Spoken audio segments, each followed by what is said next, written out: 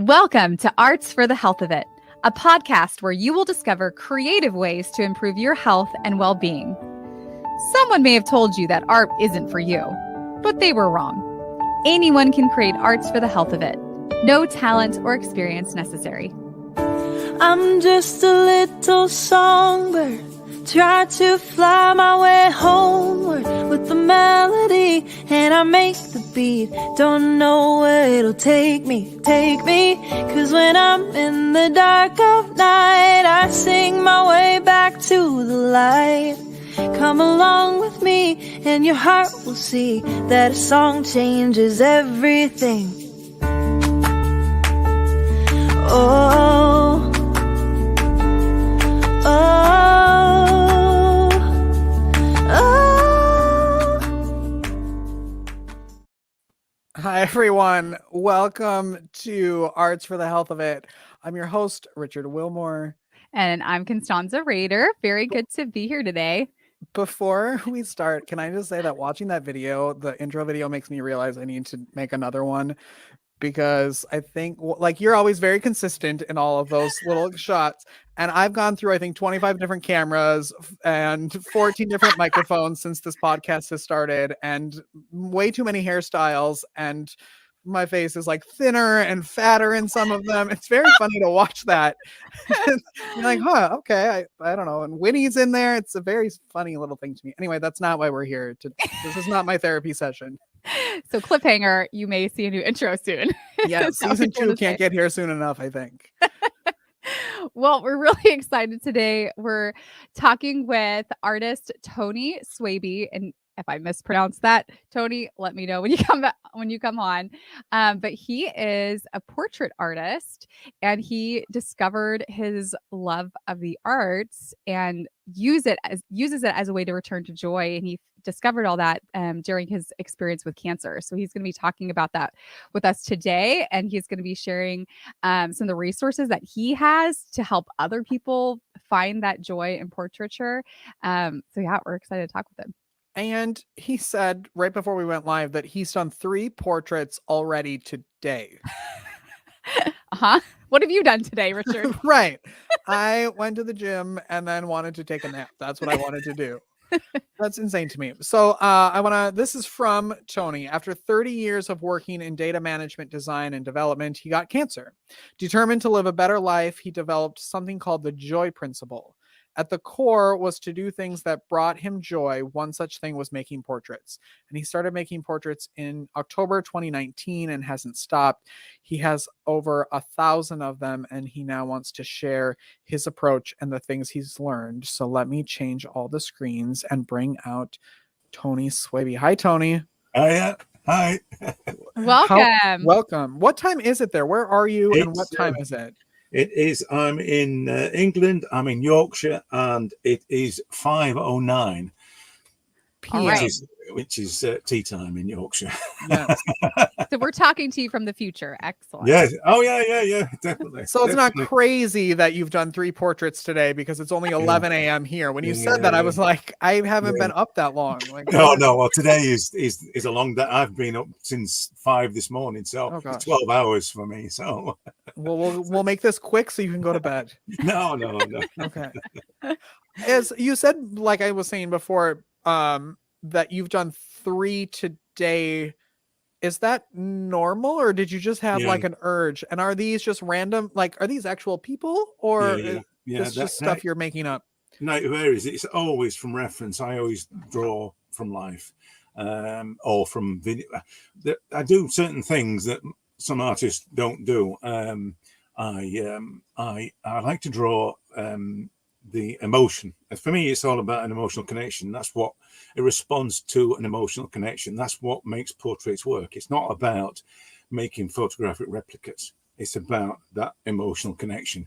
And it's very much, I talk about in my course about that drawing isn't art. And because I believe that we connect as in a childlike way to humans, to each other.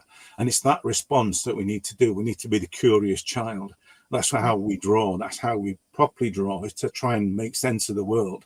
And lots of us still do it in doodles and things. That's still trying to make sense of things, and that's really what, for me, what drawing is about. So the emotional connection and the response determines the way I treat a portrait, and often they can be really quick. They can be 15 minutes, in a portrait.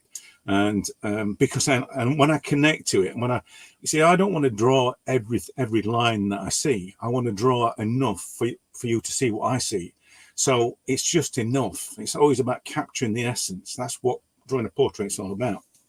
So so that's if sometimes it's one a day, and other times it'll be 5 a day, and I work on them simultaneously. Because I keep swapping over from one board to another, and that's that's how it is for me. And it depends. I mean, if it's oil painting, you have to wait for it to dry, and all that sort of thing. But generally with charcoal, it's pretty quick. Mm. Well, can you tell us a little bit about your story, your journey, how cancer played a part, how the arts played a part of that? Yeah. Well, what happened was, and this is probably something else that you could find useful, is that after I went, it was a kind of life or death thing with the cancer. I've got bowel cancer, but it was a blockage, completely blocked, and I was rushed in and had to be operated on straight away.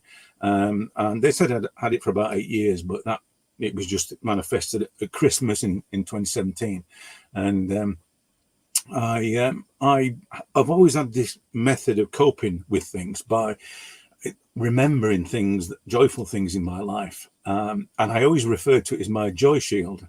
So I had this shield thing idea, and somebody came to see me, and a religious person came to see me about the prospect of what's going to happen. I'm not religious, but my mother is, and she sent this priest to see me, and he asked me things like, he said, had I got any fears about what's about to happen, or what would happen after it, the event? And I said no, because, and in a way it fired up my joy shield, because of all the things, my sons and my wife, and getting married, and honeymoon in Paris, all those things were such joyful events that they became so strong that I literally went through it with no fear at all, because of this shield. And I didn't really understand what it was that was doing this. And afterwards I decided to try and sort it out and try and think about what it was, and break it down, and why joy is such a precious thing, and how it had been trivialized, because it's such a short word. You see it on Christmas cards, and it's like, so everybody uses that. I mean, it's more popular now, but back in the day it was just a trivial little word, but it's such a powerful word. It's the seed of hope. It's the essence of life is joy, and that's all we need to live for, in the moment, joy in the moment. So it kind of, I went through the process of putting together the joy principle, and I've developed a tool where you can measure how much joy you've got in your life. It's online. You can just go there and ask you certain questions to set baselines about how you feel about your family and your friends and the world around you. And then it asks you, have you met someone new today? Have you made new friends? Or have you seen your family? Have you spent time with somebody? Have you helped somebody? Ask you all these things, and it gives you a score at the end of it. And you can work out, there's about 400 or 500 people every week use the joy meter, as I call it, to find out how much joy they've got in their life. So I'll put a link in it, and you can put the link around. But it's a free thing. It's just an app on the web. And so when I'd recovered from the cancer, I just wanted to do things that brought me joy. I want to spend time with people that brought me joy, because the truth of it is that it's people that bring us joy, not just doing the things like painting, but it's people that bring us joy. They're the most precious source of joy, and we have to embrace that. And that's what the joy principle was about. But I wanted to do things that brought me joy, and I no longer wanted to do database management systems and all the things that don't bring me joy, because coding is not something anybody wants to do, really. There's no joy in coding. Can we ask Stonzy's husband that? Isn't that what Jeff does? Yes, he is I think you coding in the probably next agree group right now. If he's watching, he's probably like, "Yep, true." There's no joy in that JavaScript that doesn't work. No, there's 3 days of trying to figure out the script. Anyway, so I didn't want to go back to that. So I started, I just started painting. And for no reason, it was just the joy of doing it. And I by the October of 2019, I decided I wanted to do charcoal. So I figured out how to make charcoal because I didn't have any, and started and started painting, started drawing charcoal portraits. And that is, and from that, people kept asking me why. And you said about the speed of, it's not about the speed. It's because I have to make this emotional connection with people. And at that moment, the reason why it's so quick, I try to explain to people, is that at the moment you connect with somebody, it's fleeting.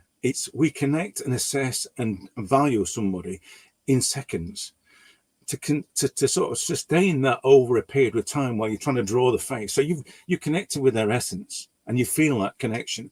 You can't sustain that for hours. You have to capture that quickly. Just as you make a decision about somebody the instant you meet them, that's the same thing when you're trying to draw a portrait. You capture that essence within seconds. Anything after that is just decoration, and it really is about that moment. And like I say, it was the joy of doing that, experiencing that, and it's hard to sustain it because being happy and jubilant and excited for long periods of time, it's exhausting. so you just have to do it quickly, and that's why I ended up doing that so quickly. And people started asking me, and I started to break it down. And one of the main things that I tell people is zero expectations. Art, there is no expectations, no failure. There's no win in making art. You just make it. It exists. It doesn't exist, then it does exist, and that's all that you have. You don't have to have these standards you have to apply to. You don't have to understand techniques. It's not about any of those things. It's about the experience of doing it and bringing something into the world that didn't exist before. If it's a portrait, it's even better because unlike landscapes, which, they sort of, anybody can draw landscapes, but when it comes to people's faces, when you capture their essence, that's a wonderful thing. You cannot experience art in any other way than capturing somebody's essence. And that's such a precious thing if you can do it. But it revolves around this. You cannot fail. You just got to have no expectations. You've got to connect with your curious child, which is where we all come from in terms of our creativity. Everybody was creative at one bit. It's when adults told you weren't. When an adult said to you, that cow doesn't look like a cow, is the point that you decided that you're not going to be an artist. But that was wrong. That was wrong. It's not about nurturing. It's about understanding the relevance of creativity in our human development. It's a cognitive process. But people get put off very early on by ignorance, whether it's adults, whether it's parents, whether it's teachers, or whatever it is. They don't understand the value of creativity in the human development. And that for me is where I sort of sit with the teaching side of it, because it transforms. I mean, I can transform somebody's drawing within 20 minutes by telling them these things. And the biggest thing is to say drawing isn't art. And I explain why. It's about this creating this pure creative intention. That's what it's about. And that's where you see true art. All great artists have that. These people that replicate photographs and make them, detailed, they're not artists. They're just technicians. But true artists, Picasso said it when he referred to drawing like a child, he meant this ability to connect, this ability to actually be that pure creative intention. That's what children have, and it just gets knocked out of them as they get older. It's just driven away. And that's where one of my students, I tried to bring it back, try to help them to connect with it. But a lot of people, it's buried deep, and to try and bring it back is very difficult. As a arts educator, I resonate with what you're saying, because even in arts education, there's a bent toward technique and artistry and creativity often suffers. And, you know, even in music, the artistry is in the form of trying to interpret someone else's art and play it expressively. And but people that really, like you said, that transcend that are true artists, like you find them at all levels of technique. Like I have a student right now who everything that comes out of her mouth is art, and it's like her soul. She sings with her soul, and it doesn't mean every sound that she makes is perfect, but that like doesn't matter. I want to hear her sing because she sings with her soul, and I think Yeah, that's maybe what you're talking about yeah, is the portraiture, the art, it's that soul expression. yeah, yeah. It is. It is that pure creative intention. It is that, and it's in all of us. That's the thing. It's in all of us. That's the tragedy that people. I once years ago saw a guy who was painting, and he was in his 90s, and he was not very well, and he had to hold the brush with two hands to do it. And I said to him, "It's such a shame that you had to wait so long to be able to do this." Mm. All those years of not doing that. And as I said this afternoon, work's been a bind at the moment, and it's difficult with it being nights and things. But this afternoon, I was all day. I've been drawing, and it cleanses it. It takes me to a different place, and that sort of ability to do that, to repair, sort of feeling tired or just overwhelmed by life. Art or being creative can do that. And that's the value of it. That's where the healing part is, because it's obviously something that's in all of us, but we unfortunately it gets buried. So true. You have to unmute yourself in order for people to see it or hear you. You said before that, I think you said something like anybody can draw a landscape, which I thought was very funny because we work at Hearts and Art with a lot of adult patients who are so afraid to do a stick figure, let alone a landscape, because they don't understand that yet, that it doesn't really matter and that you can do it. Were you always creative and artistic? Like, has portraits and things been something that has been a part of your life, or did that sort of develop because of what you went through with your cancer? I have been. Can you hear me all right? Yes. Yeah, I've been years ago. I used to paint watercolors, landscapes, funny enough, and it was. I did it for the wrong reasons, and that is this alludes to what's happened with the portraits. I never painted portraits. I never drew any portraits. But I used to do it. You see, there are people. We've talked about the adults saying that cow doesn't look like a cow. There are people that just say, "Fair enough, I can't draw." But there are other people that try and make the cow look like a cow, and I was one of those people, just to please the people that said, "Oh, this is prescribed as what art is, so you have to conform to that," and that's what I did. And so I was drawing landscapes and painting landscapes in watercolor, and doing it for the wrong reasons. I was doing it to please other people. It was not beneficial to me. I hated doing it. I do it once a year, and ultimately I stopped doing it. It just wasn't fun. So there was no benefit from doing it for me, and that's kind of what happened when I came back to it all those 30 odd years later. And doing portraits, which I'd never done, and working in oils, which I'd never done. What was happening was that it was beneficial, that I was feeling it was for nobody else but my own benefit, and I really felt the impact of that. I didn't want to show it anybody, and I didn't want their approval. I didn't want their and to buy it or anything. I didn't do it for them. I just did it for my own benefit, and that is where the healing started. And it was just for the joy of doing it. That's why it's called the joy of portraiture. It was just for the joy of doing it. So I kind of played the game a little bit all those years when I was a teenager, but it was just I was being steered in the wrong way, and I ultimately, stopped doing it and got into coding.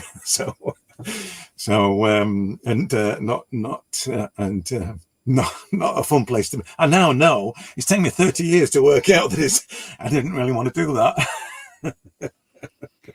Well, glad you figured that out before the end. It reminds me of the Elon Musk quote, which I think I will probably butcher it, but essentially the essence of was that people, really smart people will often work to perfect something that shouldn't exist. Yeah.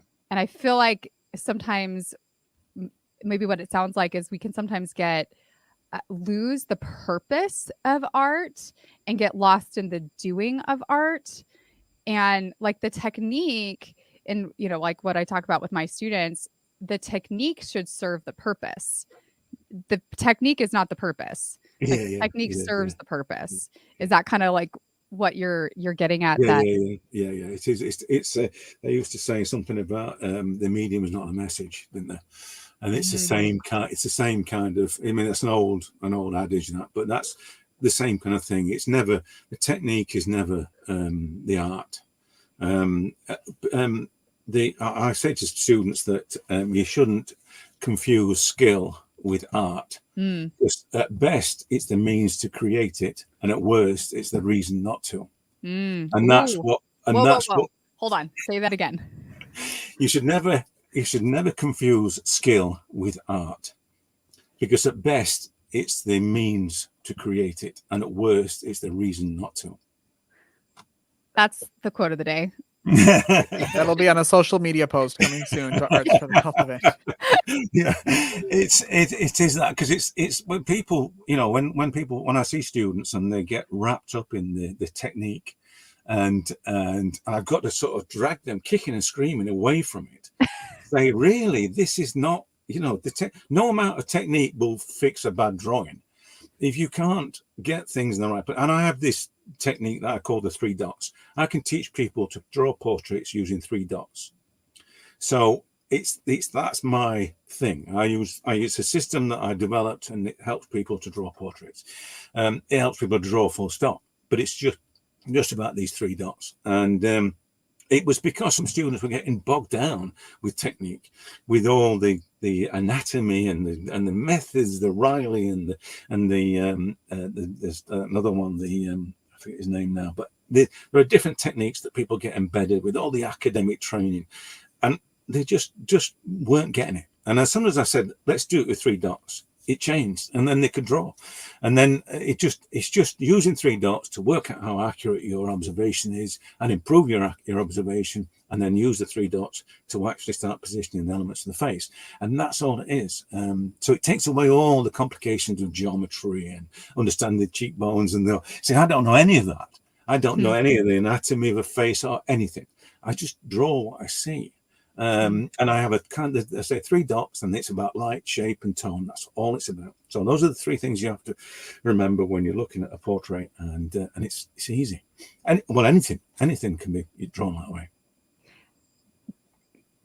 Richard looks like he has a question. Go ahead. Because that's so fascinating to me that you I know nothing about the face and structure, but I do it with 3 dots. I just can't. I want to throw up. Well, since we're talking about that, I just want to throw up some of your portraits. Wow. Just 3 dots, everyone. If you're listening, you got to go to our YouTube channel or our Facebook and see. It's just crazy artwork. Wow. Well, and what's ironic, because you say your focus isn't to make like picture perfect renditions of these images, but they're realistic. Yes, they're very realistic. But well, that's the thing. It's the realism thing versus realistic. And for me, it's about capture. If you capture the light of someone's face, the tones and the shadows of the face, then you capture their essence. And the realism, if I can, I'm scanning around now to try and find one portrait that's just knocking around. I've got they're everywhere in it. But if you ever look at what I do, is I do this thing called reduction, which is where to take away. See the lightness is never in the detail. It's never in the detail, because we can see people's face from 100 yards. We can recognize them from 100 yards. So that's never about eyelashes, and it's never about, sort of the waves in their hair. It's about something else. So we need to take away all those things that we see as we get closer to get to the essence of what we need to capture a likeness. So that's what it's about. If you look at the way that I focus on the elements, and sometimes they're not even drawn. They're very loose in the way they are, but yet they look realistic because I've focused on the bits that matter.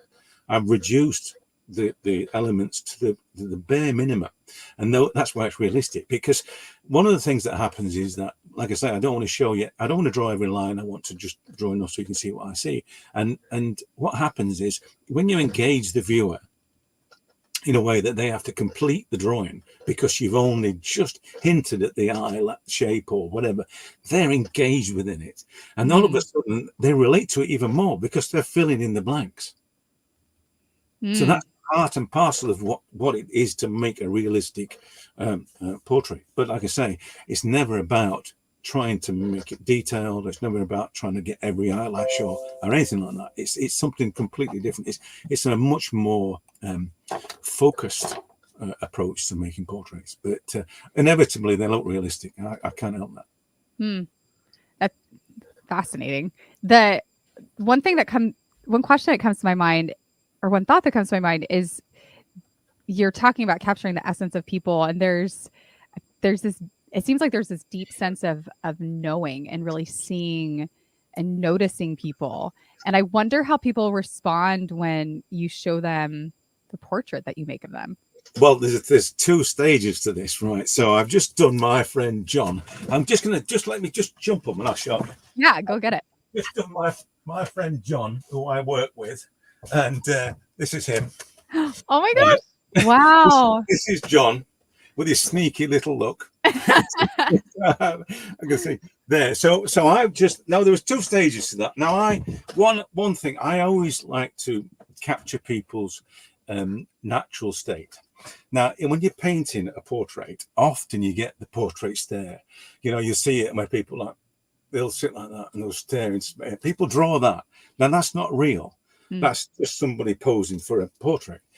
What I do is, and this is something that I don't think other artists do, I film people. I film them on my phone, whether it's a model or whether it's like John when we're in the canteen at 3 o'clock in the morning, and I film him, and while he's chatting to me. And whilst he's chatting to me, he's talking and he's just laughing and joking and he's very relaxed. And I capture that moment when I think that is his essence, that's his natural state. And then I then capture that image and then I draw that image. So that is what the state that John was in at 3 o'clock in the morning the other day, and he was looking at me quite annoyed, as you can tell. He's saying, "Why are you sticking that thing in my face?" We won't ask how many drinks he had before that video. No, none at all. None at all. We were working. We were at work. Oh. Okay. So the point is that the point that what you capture the image, or maybe if I draw somebody from life, it's a very unnerving proposition for someone to sit to have the portrait, because someone's looking in their soul. That's the thing. It's often when you talk about painting a self-portrait, you often talk about you're sort of exposing your soul to the world. But when you're drawing somebody, the idea that someone's really looking at you, particularly women. If men are not so bad, but females tend to be very uncomfortable when someone's really staring at them, and so there's that's one aspect of it. You have to get over that. And what I do if it's a live person, then I chat a lot with them, and I get them to relax, and I get to know them better, and then I can paint them better because I know who they are really, and if I can video it, I'll do that as well. If it's a still image, I try and imagine a persona for that person. And it's about connecting to the human aspect of it. So I try and imagine what they're thinking and where they've been and where they're going to go and what kind of life they have. And So I imagine that, so that gives me a better insight and a better connection with them. So, and that's what I put into the drawings. And then when I show them, well, generally it's weird. It's kind of one guy, the guy that fixes my car for Christmas. I did his portrait. I said I would, and I did his portrait. And now this is a big, hairy guy that fixes my car, and I never see him with oil on his hands and his face and whatever. But I drew him, and he was in tears when I gave it to him, and I didn't know what to do. I didn't know he was moved to tears when I gave him the portrait. Now that's weird. It's a strange kind of. This is the thing about portraiture. It's a different level of art when you capture, particularly when you capture people's essence. It's not like a landscape thing, because a landscape, as you know, with landscapes, it generally relates to things like place identity. If you're talking about sort of philosophical or psychological terms, you're talking like place identity. So a painting of a seascape or whatever, where someone's been on holiday, that moves them and said, "Oh yeah, I was there. I remember all." So it triggers all those memories. Painting people or doing portraits is a different level of a response, with whether it's the subject or their friends and family. It's a different level of response, and that's it. As I say, that's quite a fascinating thing. I've done a lot of things where the same guy, the mechanic, his auntie was 99, and his other auntie had died. So he gave me a picture of them in the heyday in the 50s, and I drew it. And she got dementia, the one that's still alive in Scotland. She's not in a home or anything. She's still at home, but she got dementia. So he took it up on her birthday, and she instantly recalled the days, those from that moment, in the 50s, from the image that I'd drawn. So it's such a powerful thing. It's far more powerful than, as I say, landscapes. Landscapes works in a different arena. It's not as focused as portraits, but generally people are pretty good. I mean, I don't do it for money. Otherwise I wouldn't be working nights at a warehouse. But I do it. The big thing for me is teaching people, because I want people to understand that it's a bit like you. This is not a hard, difficult thing to do. This is good for your soul. This will bring joy to your life, and don't get hung up on skills and materials and all that sort of thing. You can't fail at this. This is something you cannot fail at. And as I say, that's what I try to get at. Not many people take me up on the offer, to be quite honest with you. I've got on my website, if you've seen, there's 116 videos on there of me drawing portraits. So there's nearly 200 hours, and I've got 4 students. I've spent all that time doing all those videos, and I've got 4 students. That's terrible. Well, you might have more after this. I think you've really sold us on portraiture. So if someone wants to start, tell us about the resources you have. What's something that they can maybe start with? The thing is that I don't have a massive amount of skills. Massive amount of tools. I make my own charcoal. Let me just quickly.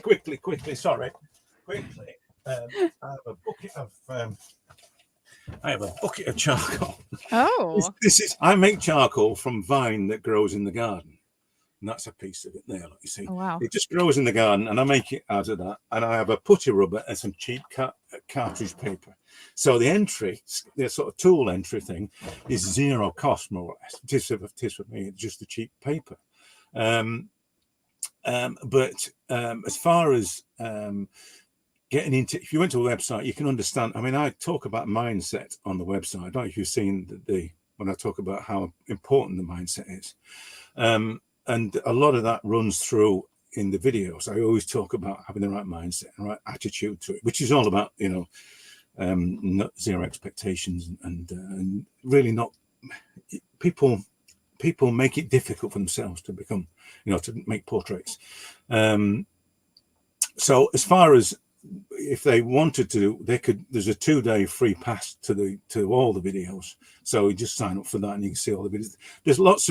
There's challenges on there. There's the dot thing is explained on there as a challenge. And just pick and choose. I literally supply an image and I show people how I draw it. So they can take that image and they draw it in the same way if they want to draw it in the same way. But I talk about how I do it, how I approach it, and it's very simple to do. It's not I don't make it difficult. A lot of people run these courses where it is months of 6 months time you'll be able to draw a portrait kind of thing. That's not me. I just want people to be enjoying the process as quickly as possible.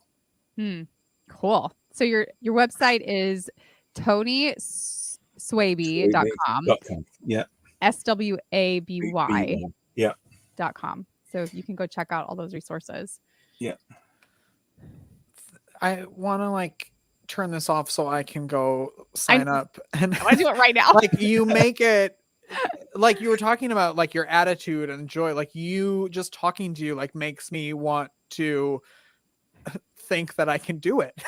You can. You've sold me on the fact that I can do it. I'm excited. I want to sign up. This is great. I know we're out of time, but I want to ask one last question two last questions. How has making your own art materials changed the way, maybe it hasn't, changed the way you make art?